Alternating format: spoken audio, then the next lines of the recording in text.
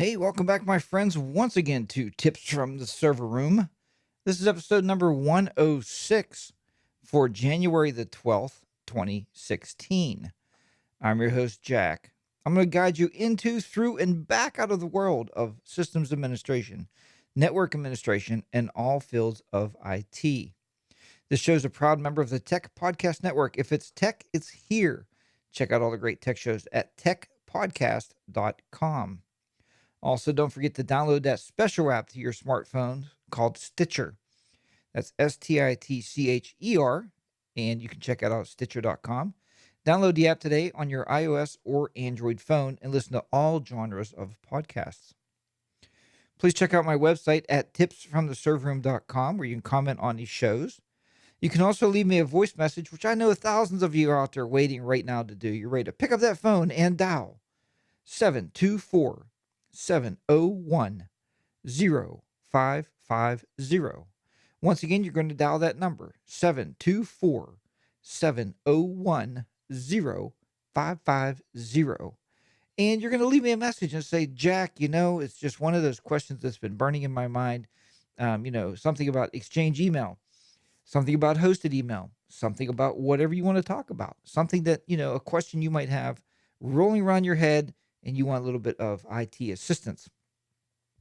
None of us are beyond looking for assistance. That's just the way life is.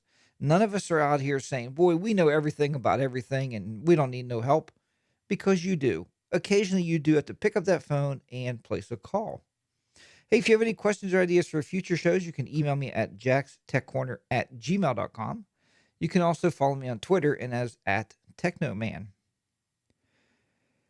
One thing I have to tell you about here, I usually save this to the end of the show, and I'm sure I'll tell you again at the end of the show because it's in the show notes, so I'm sure it's going to come up.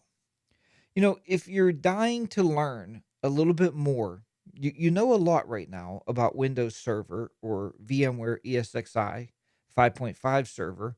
You know a lot about it, but there's some things you're not sure of. Like maybe you're an Active Directory administrator and you go, boy, I'd like to know about DNS or DHCP. I'm not sure how those work. I want to know more about that. I want to know more about setting up file shares and permissions. Maybe I need to know more about that. Well, you're in luck. You need to take one of my Windows Server courses.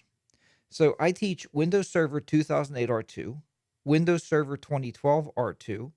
I also teach VMware ESXi 5.5 server. So those are all available and ready for you to start learning today, right this very minute. If you're watching this at 3 o'clock in the morning and you're like, what can I do? I'm kind of out of ideas. I have insomnia. I don't know what to do. Sign up for one of these courses. Folks, it's going to be hands down the best $250 you've ever spent on yourself in your entire life. You know, if you break that down every day, I don't know what that is, but it's probably less than the price of a cup of coffee. I know it is if you go to Starbucks. Less than a cup of coffee every day. You can be learning, get that education, bond with yourself and with the education I'm providing. And it's straightforward, folks. I mean, you watch some videos and you're going to learn how to do this stuff. Once again, if you go to tipsfromtheserverroom.com, click on the courses at the top of the page and go in there and sign up for one of those courses. Once again, it's $250. Most companies reimburse you for it if you're already working. If you're not, it's going to help you find that job that you're seeking, because you go out and you can say, look, I have this extra certificate right here that says I know Windows Server 2008 or I know Windows Server 2012. People are telling me it's helping to boost their career, maybe get that promotion that you want at work. So check those out. I wanted to throw it at the top of the show here because a lot of times I know at the bottom of the show I do it too. When somebody says, "Well, we're gonna play a song," or "We're gonna tell you about a couple ads," I know we just click off and we go to the next podcast. Anyway, that would be greatly, greatly appreciated. Also, don't forget to use my Amazon link. If you go to tipsfromserverroom.com, there is an Amazon link there. Use that when you purchase anything from Amazon. It greatly helps the show, and I really do appreciate your help. Tonight, we've been talking so much about virtual servers and virtual cloud storage and all this different types of cloud. But I think what we've been missing the boat on, and I know at work we've been looking a lot into this, and that is virtual desktops. Will they change the way our users interact with our servers? Now, folks, I've been doing virtual desktops. Some decades ago, we used to call those mainframes. We had a dumb terminal, basically like not much different than the terminals of today. But we had a dumb terminal, had no drive in it. It had no disk drive in it. All it did was connect up to our network. And it basically, when you turned it on, it booted from a remote desktop or whatever that was on the server at the time. So it worked really, really well. And because at that time there was no desktop computers, nobody would even think that you would want a desktop computer until the home user came along and said, "Hey, we demand a computer at home. We need a computer at home. It's very important for us to be able to do our computing, much like we do at work. But we don't want to take that mainframe home. That would be really silly." So what they did was they came out and they started creating the personal computer. Thanks to Bill Gates and Steve Jobs and putting those out there for us to have, or we wouldn't be doing a show like this because we know I couldn't afford a mainframe. And the mainframes back then didn't have enough processing power to do what we're doing today on this simple little 27-inch iMac with the Core i7 in it. It didn't have that processing power. I often tell people we have more processing power in our pockets today than those mainframes had of years ago. And if you're young and you don't know what I'm talking about, and you're like, this guy's a little bit crazy, go and do a search on YouTube, on Google, search Google Images and search mainframe computers, and look what those computers look like some decades ago and how we kind of got started. I told you, if there's one thing I truly love about computing, I love the history of computing. I think if you don't know where we've been, there's no way you're going to learn and know where we're going, because it's all very much related to where we have been. So that's something to think about. But today, virtual desktops are changing in dramatic ways. Now, at work, I think I've told you before, we use a product, and you can look this product up. It's called N Computing, just the letter N and then computing. And I found this one time at a conference, and I started playing around with this thing. The way it works is there's one main desktop, and there's a card that goes in it. It's a virtualization card, I guess. But then you run Cat6 cables from that, or Cat5, and you run those to little terminals on the back of the monitor. We screwed ours right in the back of the monitor. You can lay them on the desk or whatever you want to do with them. They are just a box, just a small little black box. And those boxes allow you to split the logins up amongst up to 6 computers. So you have the main computer, and then you have 5 terminals. Now you can, if you wish, and you build a PC strong enough, you can you could put in it 2 cards, and you can have one main one, and you can have 10 terminals. So you have 11 workstations running off of one PC. So that is a virtualized desktop experience in a very elementary form, and it works extremely well. We have it in many of our labs at school, and we find the kids to be able to log on just as they normally would a Windows experience. And the teaching staff doesn't even realize that it is actually, a terminal service, or it is actually a virtual desktop, because they'll call and say computer number 9 is not working. I don't know why. Well, if computer 9 is not working, the other 10 probably shouldn't be working either, because they're all hooked to the same computer. So we have to educate them a little bit in how to use a terminal instead of using a full computer. Because in a terminal, there's no power button on the back of that terminal. So all you have to do is basically you unplug the network cable out of it, give it a couple seconds, you plug it back in. That's kind of how you restart that thing, because it's gaining the power and everything it needs off of that desktop computer. So it's very interesting how it works. I did find an article we're going to go over here a little bit. I know how you love articles. And these are 2 that I wasn't even thinking about. This is a Citrix Zen Desktop. That's XEN Desktop versus VMware View. Now, I'll tell you a story about VMware View. Last year when I was at the conference, I go to a tech conference every year in February. Last year when I was at a conference, I normally walk around after I take my classes. We have different courses and classes we go and we sit in on. We learn different things. I was able to walk around, and I met a gentleman he was using an iPad, and he was shaking his head.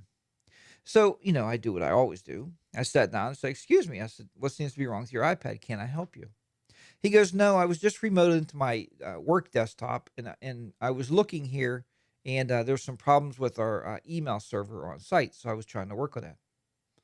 And it dawned on me. I said, "You're doing this from an iPad, and you're here at the conference. Where is your main school?" Well, the school name he gave me, he was probably, let's say, 100 miles away from the school. And I said, "Well, that's interesting, but what are you like using remote desktop on the iPad?" We've used that and it works pretty well. He said, "No." He said, "I'm using VMware View." He said, "If you've never used View, you should try it out." Well, I tried, but I found that there really was no free versions to play with. So you'd have to purchase this software, which, if it works, that's okay because we have software now that is marginally working. So I won't even tell you the company's name. I'm still working with that company to try to get it fully working. We bought 120 licenses and we're trying to do some things with it that maybe it wasn't designed to do. But it works through delivering a desktop through HTML5. Now, HTML5, if you're not familiar with it, it allows that desktop to travel onto any device through a web browser, which is fine. But he said, "Well, no, VMware View is so much better than that." I said, "Well, sir, how is VMware View better than what we're doing?"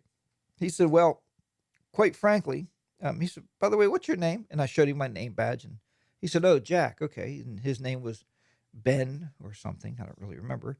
But anyway, so he said, "Jack, sit down here. I'm going to show you how this works, how fast this is." Now, granted, at this conference, as many tech conferences out there, what tends to happen is the internet gets so saturated, and the wireless units in these hotels get so saturated that you can't even get web pages or even a YouTube video to play. And I said, "No, this isn't going to work."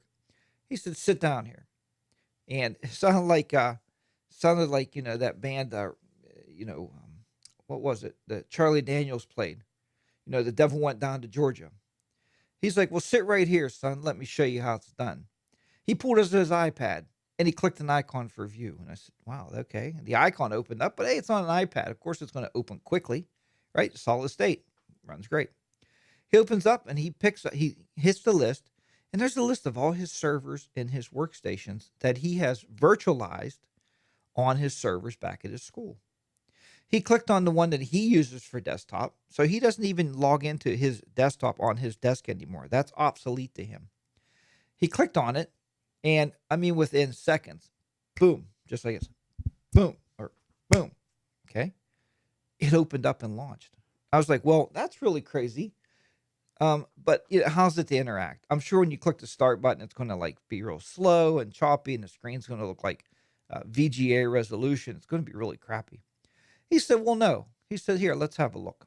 So he handed me the iPad. He said, "Go ahead and try the start button." So I tapped on it. Boom, the start button opened up. So I opened up a program. I clicked on it, and the program opened right up. It was like I was on that physical desktop on an iPad. Like he had Windows loaded on the iPad. VMware View, and I'm going to read to you in this article here, Citrix Zen Desktop has one thing going for these two companies. They are really working really hard at the end user experience because they know that's going to sell their product. Where when you just set up a remote desktop, and we have that in our network, but we use wired computers to get to that. And when you double click, it's very fast. It works very, very well. Um, but he said that VMware View is working even more to get that remote connection to your server running VMware to be exceptionally fast, even over public Wi-Fi. And I thought, wow, it really intrigued me. It's something I need to look into and see what it's going to cost us to do this. And we're going to talk a little bit more about virtualizing your desktops. But let's go ahead, and I got to blow this up because I won't be able to read it. So here we go. More than 20 years ago, the desktop revolution swept across the land, ushering in a new paradigm of computing, taking processing away from the centralized host. Remember, I told you about those centralized servers, and moving it to the personal computer at the edge of the network. So now we used to go mainframe back in the server racks or wherever, and I'm just checking my feed here to make sure my video is recording. So we take that, and we used to have it at the mainframe with the dumb terminals. Now they're reversing it. They're taking the power and putting it on the user's desk, connected to a network cable back to the mainframe for files or for whatever we're doing. Not even so much applications now. The applications are running on the desktop. Now, as the saying goes, what's old is new again. Using virtualization, IT now has the ability to bring those distinct computing platforms back under one roof. Now, this is huge. Back under one roof, huh, or back under one room, while also providing for greater control and flexibility of user access. Now, think about that statement for a minute, and I can tell you 100 reasons, 100 million reasons why virtualizing that desktop is so critical to your IT department. We'll talk about that very soon. This review of VDI solutions features the two heaviest of virtualization heavyweights. And those two, as I already told you, uh, the Citrix Zen Desktop 5.5 and VMware View 5 for up to 50 users. It says, oh, the goal is set. He set this goal to deploy a solution for VDI. Now, during his evaluation, he found that the deployment was easy. Zen Desktop and View are based on similar building blocks, so the overall roadmap of rolling out the deployment is the same. However, getting a finished installation to in place took a little bit more thought and effort. Both both Zen Desktop and View are highly scalable, highly configurable platforms that are enterprise grade from the word go. Both are built to scale out to dozens of hosts and thousands of users. When compared to the, I don't know what this one is, KAVIZA or N Computing and Pono Logic Solutions, Zen Desktop and View take more effort, knowledge, and time to get it up running.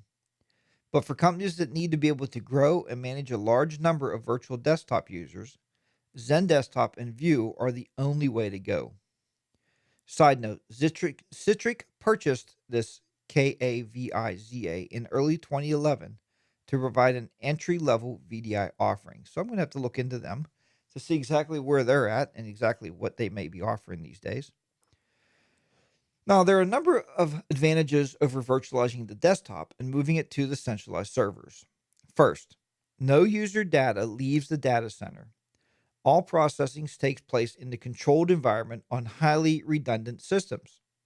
From a security and fault tolerance standpoint, this is a big deal. Unlike traditional desktops where data actually resides and can be stolen, and in the case of a laptop, no data leaves the data center. Another advantage of the system management is centralized when it comes time to patch an operating system or update an application. IT only has to do it on the master or golden disk image for all users to receive that upgrade. No more pushing a single update to multiple desktops across the enterprise. Perhaps one of the biggest advantages to the VDI deployment is the ability to make the user's desktop environment available to multiple end user devices. This means the Windows 7 virtual desktop can be accessed from a Mac or a Linux PC, from a thin client, or from an iPad or Android tablet, or even in a pinch from a smartphone. The user's desktop becomes completely portable. That's what we're looking at. When you virtualize desktops, don't just think you're going to virtualize those for your secretarial staff, for your finance department, where they're at. Think of this on a broader spectrum. And the reason that I more or less want to virtualize the environment or the desktops is because we still have to this day, even though I preach and I pray that maybe one day, no, that was the song I was thinking of. But what I preach to all my users is quit saving stuff on your desktop. On the action, not on the desktop computer, on their desktop. It drives me absolutely bonkers. And I know next summer or this summer, we're working on our policies where they'll no longer be allowed to save to their local disk or their local desktop because they don't listen. So that's huge. And when I set those policies up, I'm sure I'll bring it to you on the show, tell you exactly where those is and where those are and how we set those up. Because I'm really tired of people's computer crashing and people coming to me crying their eyes out because they lost all their forms and all their papers. And I'm sorry. That's basically what we say. We have told you 150 million times you must save it on the server or you save it to the Google Cloud that we also have through Google Apps. Either one of those is A-OK. On your personal desktop is a negative. And when you lose it, too bad. You're out. You got to redo everything. So, off my soapbox. But isn't it better that they have access to that then? So if somebody's on break and they have an iPad, doot, doot, doot, boom, they go to view, they log into their desktop, they do whatever they need to do. A wonderful solution. Very, very easy to do. So let me see what else this article has to say here. I'm not reading the comments because I don't really care about comments on people's websites, especially negativity. Now, there are a number of considerations to take into account when building out a VDI, or virtual desktop environment infrastructure. The host hardware has to be pretty beefy. I think a lot of people miss this. A lot of people, and I talk to a lot of tech directors out there. I do a lot of consulting work for a lot of businesses. And what I find is many times they call me and they say, look, Jack, we heard about this VDI thing at a doctor's conference or whatever. A drug rep told us about VDI. We'd like to implement that in our network. And I said, well, first thing we need to do is buy you a really good server to host that on. Oh, no, no, no. No, we have a 486 server in the back, running Windows NT 4.0. And I'm joking, whatever they're running. It's always less than what you need to actually run the system properly. And if you are a consultant and you walk in there and do that, you are going to look like a pile of crap. Okay. Absolutely, hands down. Yeah, they're going to be rewarded. They're going to give you money and they're never going to call you back because that virtual desktop experience is going to be so horrible that these people are going to absolutely probably hate you. I'm on the understanding with my clients that I want to be loved. I want to be loved by all of them. I want to know when I walk out, they say, boy, that Jack is a pretty good technologist.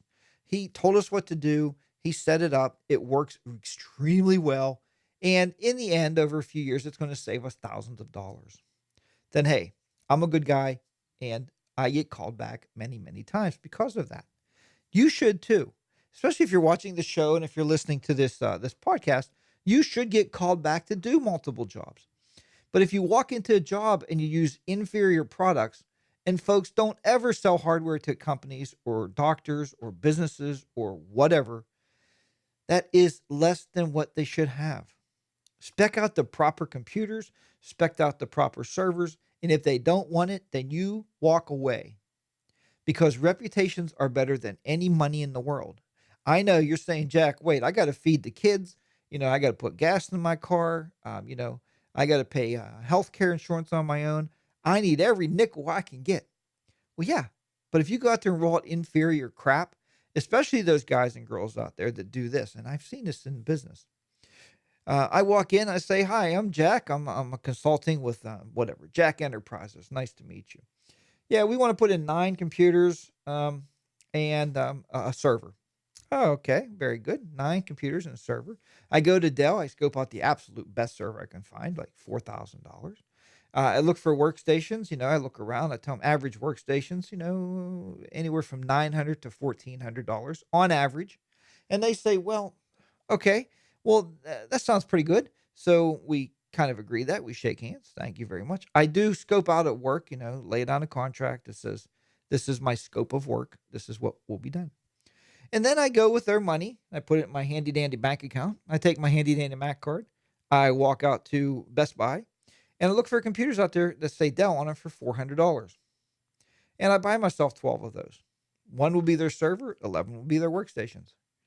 I just made a buku bunch of money and now I'm selling them inferior products. And I've seen this happen, folks. It doesn't work in the computer industry just as much as it does not work in the building industry, right? You don't want to buy a house and pay for, 4x4 studs. And then you find out later they use furring strips.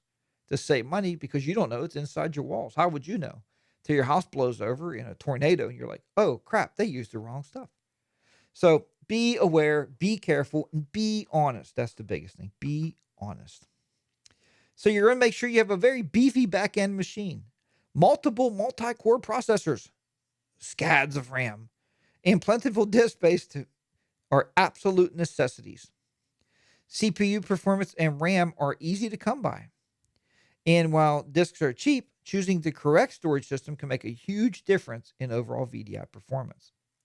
Do not skimp on storage systems. Lots of spindles, fastest drives you can afford, fast I/O are paramount, SSD drives at the current speed kings. And if the budget allows, build out your online storage with them. To really scale your storage, you want to host virtual disks on a fast SAN, NAS, or iSCSI hardware. And a major virtualization vendors support these storage technologies. Now, in our network, we do use iSCSI. We have a iSCSI box. It's actually, believe it or not, it's from Sun Microsystems. And if you know, Sun was bought out some time ago by Oracle. So now our servers are not owned by Oracle, but they control the maintenance, which they do all right when I call them up. But the iSCSI drives, we have, I think there's 20 drives in there. And they're 20, I believe is it 20? I think it's 22,000 RPM. They are extremely fast drives. They are extremely reliable, knock on wood, knock on plastic. That's what my table is here. But anyway, so far, they've been extremely reliable. We've had that server now for going on 5 years, 5 or 6 years, I guess. And it still chugs along every day. I mean, that iSCSI storage array. We have probably about 8 virtual servers running on there every day. It has multiple network outputs and inputs. So the network basically sends the I/O back and forth, the read writes through multiple network cards on multiple servers. And it's a pretty good system, I must say. So it's holding up very, very well. Now, Citrix and VMware take very similar approaches to providing a VDI solution. Each vendor has its own bare metal Type 1 hypervisor. Each has its own connection broker to direct incoming user requests to the appropriate virtual disk image. Each provides a browser-based management tool for creating, updating, and managing virtual desktop images, and assigning the virtual desktops to users. Each also provides its own remote approach protocol, HDX in the case of Citrix, PCOIP in the case of VMware. Both Zen Desktop and View provide the basic type of virtual desktops, dedicated people, and shared, but only Zen Desktop can also stream a virtual desktop to the end user. Dedicated desktops are stateful virtual machines assigned to specific users, allowing them to customize and preserve their personal settings from session to session. Pooled desktops, dramatically created from the golden image when users logged on, then destroys itself when the user logs off, are stable for call centers or sales centers where users perform the same standard tasks and no personal user information is retained. Shared virtual desktops, also known as session virtualization, are nothing other than remote desktop services or terminal server sessions we talked about. And lastly, stream desktops, where client systems boot from server-based desktop images over the LAN. Combine the management benefits of VDI with the performance benefits of client-side execution. Again, only Citrix supports the desktop streaming method. Now, if we back up a little bit, and I've noted that when I was talking to Ben, we talked a little bit, and I said, well, how do you make sure, or how do you set up multiple desktops? Because our secretarial staff has way different software than our students have. Our finance department has way different software than the secretaries and students, or the teaching staff. The teachers have way different software than everybody else. And we do that by means of their own individual computer. We build a computer for teachers. We strike an image, and we make an image of that on an external hard drive. And then we can copy that over to every single teacher computer we have. He said, Jack, it's so much easier than that. You have a master image. That master image you can fire off and you can create, let's say, a teacher's desktop, a secretary's desktop, a finance desktop, an administration desktop. Whatever you need, you can fire that off and build that. Once you get that, then you put the host of applications onto that actual virtual disk or that virtual desktop. And then when those people are assigned to that desktop, when they log in, that's the desktop they get. I said, wow, that is really interesting. You know, so instead of having 150 teachers' computers, you'll only be worried about one. And that one, and I know we have the disk image, so we are kind of only worried about one. But if we change software, we have to touch 150 PCs. It takes a lot of IT support to touch 150 PCs. It takes us a lot of time to do that. Heck, just working on laptops, we would have a laptop image, and those laptops can boot right into that view and never again need that laptop. It would be a wireless effort. Hopefully, this works over wireless. We are getting all of our wireless is brand new. We talked about that. We found a little glitch the other day with our injectors. If you're using power injectors, check the specs on your power injectors. Make sure they are a gig and not 100 meg, because apparently there's only 100 meg going to our 1 gig access points. So, our Meraki access points. So, we're in the process now of buying new injectors. We don't use power over Ethernet because we already had all of our devices were already injected. So there was no sense spending all that extra money for power over Ethernet through our switches. So I wanted to save some money there. I made some cuts and I got more switches for less money, or for the same money as I would have bought less with. You don't understand. So anyway, both Zen Desktop and View also support offline mode, a form of desktop virtualization that doesn't require connection to the VDI server farm. Offline mode allows users to download the virtual desktop to their laptop and run it locally. There you go. Perfect scenario. When the user is connected to the corporate network, any changes IT makes on the master image are pushed out to the local virtual machine. And depending on their personalization policy, any changes users make on their desktop are synchronized back to the data center. This mode of operation is aimed at users who are not always in communication via the internet or corporate LAN. So, does Zen Desktop and does VMware View have this stuff under control? You know, it's something I'm going to be digging more into, of course, and looking into, because I think they do. I think they have,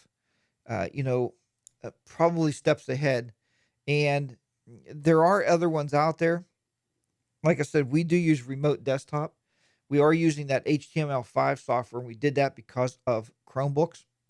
So I am going to dig into this and see. And I guess a Chromebook with a browser based solution can use that VMware View, and I'm leaning towards View because I really like the client on the iPad. And maybe people can tell me, does Zen Desktop have that same idea? Do they have that same type of app, maybe for the iPad or for the Android phone or the Android tablets, to be able to get into that server? I mean, let me know if you're using that. I would love to hear from you. So the next thing I have for you though is, will remote computer be the next big thing, or is it already here? I tend to believe, as much as we remote into our servers, even from home, there's programs like, if you remember PC Anywhere, we used to use that years ago in our business. There's Log Me In. I know you got to pay for these services now. Log Me In used to be free, um, but they work extremely well. It doesn't take the user too much effort to figure it out.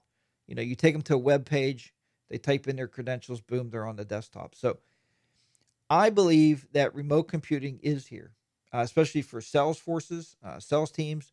Drug reps are out in the field every day. They open their laptop up, boom, they're on a server back in the office. So I think it's huge, and it's really a great thing to have.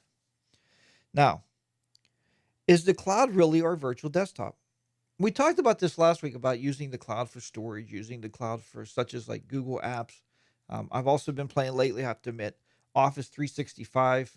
I ended up getting a free 2-year account because I bought 2 different Windows 8 tablets, and they gave me free accounts for Office 365, so I got 2 years of that. So I've been playing around with that, kind of learning it, getting used to their cloud storage, um, doing Word and Excel on their, on the website, and I find it to be extremely interactive. It works pretty much like their desktop clients do. I haven't had any trouble doing what I need to do. So I can access that from any platform also. I'll sometimes type, notes up or type my weekly notes up on the iPad. I have a little keyboard, I got to admit, with it, and I can use it just as well with those websites as what I do with, um, on a desktop computer. Microsoft Office is still free for anything below. I think it's a 10.1 inch screen, so the iPad does conform to those restrictions. So you can download the apps for free. And somebody once told me, they said, Jack, I can't find them. Well, if you go to the App Store and type in Word, Excel, PowerPoint, you will find all three of those like in 2 minutes. And it's asking for a login. People don't know. So I don't know my login, right? Nobody knows their login. So you create an account, and it's a free account, and then you can use those products.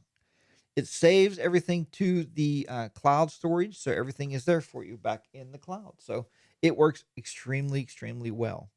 So is that our virtual desktop? Because what more do we really do with our computers? And I have kids at work. We have tech kids at work, and they say, "Well, Jack, we do programming. We have to program." And I go to websites and I say, "Well, why don't you program on this website?" There's websites that let you save, not really basic programming, which they don't do any Visual Studio stuff. They do like Java. They do Python. Those programs you can program right in a web page. It saves it, it'll execute it, and it stores it for you back. Use most of those to either Google Drive or Dropbox. So both of those are very much free. So it could be you're not going to do any big video processing, I don't think, like I do with the iMac. That's why I bought the iMac for these videos and to process this video down using Final Cut. To record my videos, to broadcast and stream on, I needed a powerful computer for that. But for day to day operations that most people do, sometimes the remote cloud based stuff is almost like a virtual desktop. Does the OS really matter? I often find myself telling my wife that it doesn't matter what type of OS I'm using, or because I can still get all my work done. Because everything now is going more web based, and I don't know if you folks ever have these in your house, but I just seen what's known as a stink bug here in Pennsylvania, and he is getting incredibly low. We hope that he stays away for the show here. But anyway, so the OS really doesn't matter because everything is going more web based. And we've seen this coming over the years, folks. I mean, I wish I was seeing it coming when I owned my own internet service because I would have been a very rich man. I've told you that before. But we didn't see outside of that dial up box. We knew people was getting on the internet to do research and look at web pages, but we didn't know at that time it was going to explode. If we did, we would have never sold the company, and we would have still been in the business today, maybe in hosting. I often said we probably would have been at oneandone.com or a Rackspace. That could have been us because we had the infrastructure before any of these companies even knew what internet was. I call those the baby boomers of technology. Most of these folks are, the guy that owns Amazon looks like he's about 35 years old, and it just blows me away. If you think about that, pretty much he was in elementary school when we're running an internet business. So it blows me away in so many different ways. I can't even get into it. Will Windows always be dominant? I think so, but in what form? You know, the reason Windows is dominant is because everybody knows Windows. Everybody knows point and click, click, click, double click, point and click, minimize. Everybody can do that. From the time you're like 1 until the time you're 100, you can still do that. I had somebody one time said, Jack, what's the best computer for me to buy my son or daughter going to college? Often I said, it would probably be, and if you have the money, it would be a Mac. My daughter recently needed a computer for school, and she asked for one for Christmas. And I picked her up a Lenovo. They call them the Windows Cloudbook. It has 64 gigs of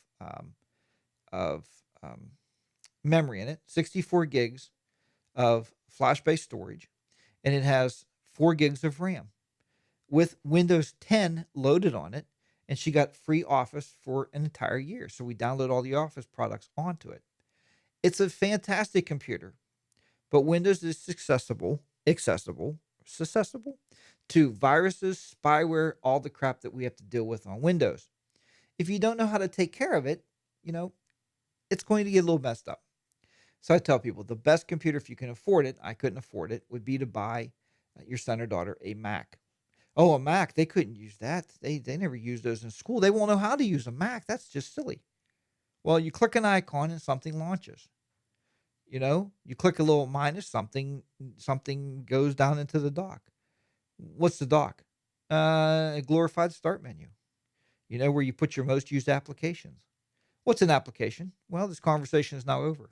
So, but I don't Windows will be dominant because we live in a Windows world. Bill Gates was a very smart man when he started it. When he marketed it, it is everywhere and is very dominant. So, be that what it is. If you go into a Best Buy, I guarantee you're going to see at least 50 Windows computers, and you're going to see a small table up front with about 6 Macs on it. It's just the truth. So, if you go into an automotive center and they have a little place out back that they keep 3 Volkswagens, but every other car in the place is a Dodge, you'll probably walk out there with a Dodge, most likely. Just saying. So, will Microsoft software as a service work?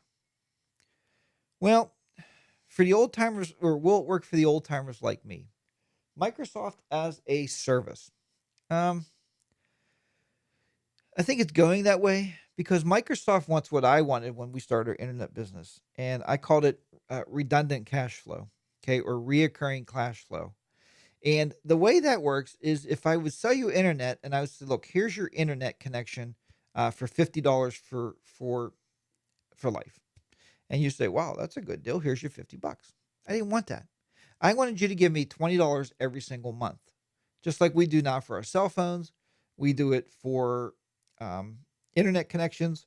We do it for electricity, water, sewage, everything you can think of. It's reoccurring money.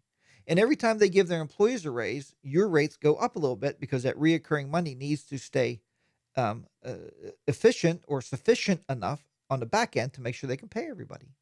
And that's how reoccurring money works. So you'll never be out of permanent cash flow. The more customers you have, the more reoccurring money you had. And that's what we've seen. We went from barely making the bills to money rolling in. And as that money started rolling in, we started to be able to buy bigger equipment, newer gear, hire more employees, and it really worked out well for us. So Microsoft is now looking at this, but there's a couple problems there. One, they just gave away Windows 10, free upgrade for 1 year. We don't even know what that means. Because if I have the CD and I put the image on there, the install image, can I install it after that 1 year? Can I install it next year? Will it activate? Nobody seems to be able to tell us. Or is Microsoft then going to come out and say, whoops, nope, sorry. Hey, you waited a year and a half to get the bugs worked out. Now you're going to have to buy this software as a service. It's going to cost you $50 a month to have Windows. Well, people say go buy Windows, and there'll be a lot of Ubuntu Linux being loaded on computers everywhere. I see that shift coming. So Windows, Microsoft has to be very careful the way they're doing this. I think with Azure, they're trying to do it now, and we found it to be extremely expensive to try to go to Azure and not have our own servers in our racks. So that won't be happening. We talked about that last week.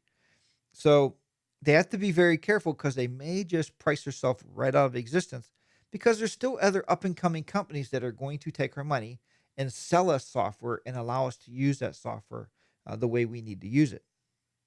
So the next thing was, folks, the computer has forever changed the moment the smartphone hit the scene. I have more computing power, talked about this a little bit ago, in my pocket than I did on my old 8086. And if you don't know what an 8086 is, look up the picture again on Google Images because you must be a youngster listening to this. And I appreciate you being there, picking up some stuff from the old guys. And for that matter, the 486 I had years ago, a 486. I often tell my work partner about that. And I said, I think at one time I went out to buy I think it was an 80 megabyte hard drive, 80 megabytes. And I had to save forever to go buy that thing. I think it ended up costing me almost 300 some dollars for 80 megabytes.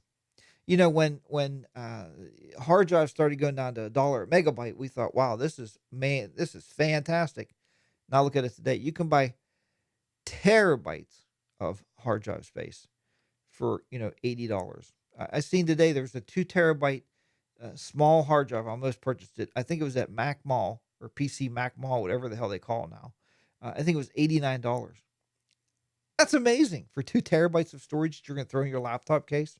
So pretty cool.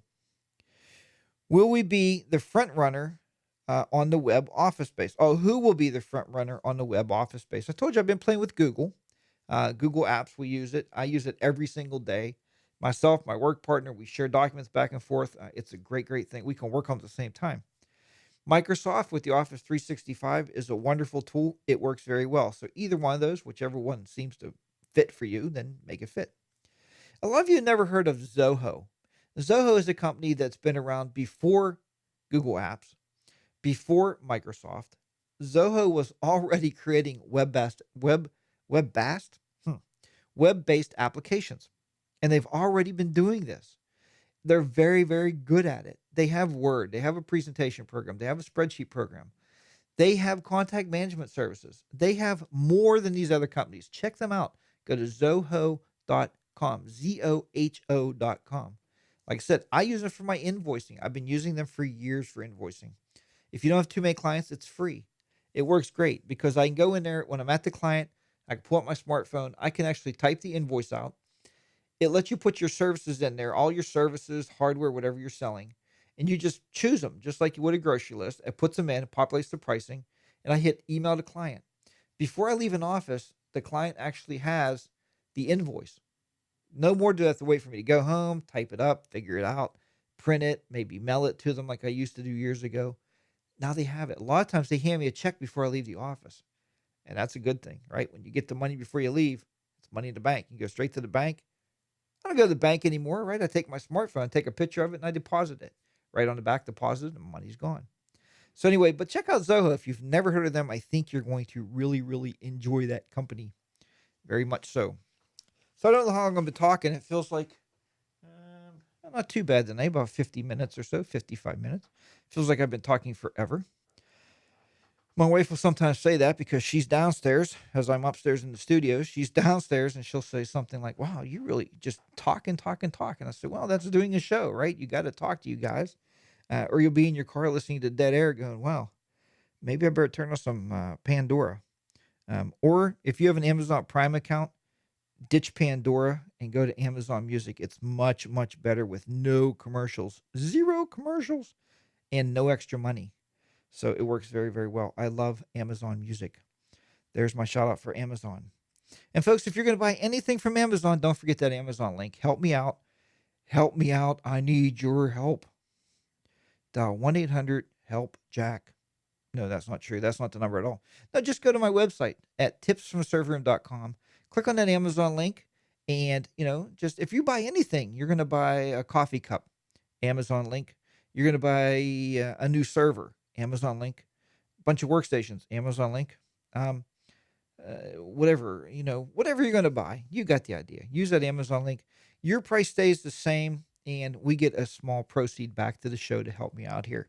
And I know that a lot of you aren't using it because my proceeds I've been watching have been about 15 cents a month. So that won't even buy me a cup of coffee. What are you talking about? I can't even get a cup of coffee for 15 cents a month. Help me out. Please. I need your help. But if you really want to help the show out and really want to let me help more of you and keep paying it forward and building these courses, then take my Windows Server 2008 R2, Windows Server 2012 R2, or VMware ESXi server from install to administration. And I know people tell me all the time, Jack, well, once I sign up, I get kicked off in 6 months. I don't have 6 months to dedicate to that. Folks, I've had people in here for the last 4 years when I started this, 4 years ago. I've had people in here for about 4 or 5, at least 4 years. Yeah, I think the one guy was there 4 years. He is still not finished. But he knows he can come back at any time, and he emails me and says, Jack, I just watched the video again on setting up my DNS and getting my zones created. And you know what? Thanks because you always are there for me. I don't kick you out. I leave you in. A lot of these companies out there want you to pay 1,500, 2,000, $2,500, and they say you got 3 months. Finish it or get out. Well, most of us have jobs. I can't dedicate 3 months every day of my life to watching videos. That's just ridiculous. And if you say, Jack, I can find the same stuff on YouTube, you can. Absolutely, you can find it on YouTube. But the problem is, it's not in the organized fashion of a course from install to administration, all the way down through all those videos. Often people ask me about my YouTube videos. I got an email last week that said, Jack, thank you so much for your YouTube video on DHCP. I started using that video. Do you know where the second one is? Yep. Yeah, I do. The second one is in the course. Those YouTube videos are basically introductions to the course to say, hey, and people say, hey, I loved your DNS video. Thank you so much for that. I want you to come take the course then and learn everything you can learn about all the subjects with the DNS. That's why those videos are out there. So hopefully you'll sign up for one of those. Go to tipsfromserverroom.com, click the little course link at the top of the page, and off you go. You'll be off and running to great, great things, just like watching this show. And I do appreciate you out there. It's because of you guys. It's when I go look at those numbers, over at techpodcast.com, or I look at my stats from them and I see, hey, 3,000 people downloaded your show this week. That's a huge boost from me. It's not an ego boost. It just lets me know that you're listening, that I need to produce a show. My wife knows that, Tuesdays, I need to be in the studio. I need to have my show notes done, and I need to produce a show because we have people out there listening, people that want this stuff. And the shows will always remain free. That's what I do here. They're free. The podcasts are free. The YouTube video that you're going to watch that you may be picking up is also free. Oh, YouTube video. If you're listening to this on the audio podcast, just a quick note, go over to 42 Technoman on YouTube or search for Jack's Tech Corner, and you will find 42 Technoman. Now, I was obviously 42. I'm obviously much older now, so I've been doing this for a long time. Click on that, and you can watch the video of this podcast. So hopefully that could be interesting to you also. All right, everybody, thank you so much. I do appreciate you being here. Thank you for subscribing, downloading to the shows, and watching YouTube videos. Please comment, like them. Give me some ideas for future shows, and we'll talk to you next time here on Tips from the Server Room. Good night, and we'll see you next Tuesday. Bye-bye for now.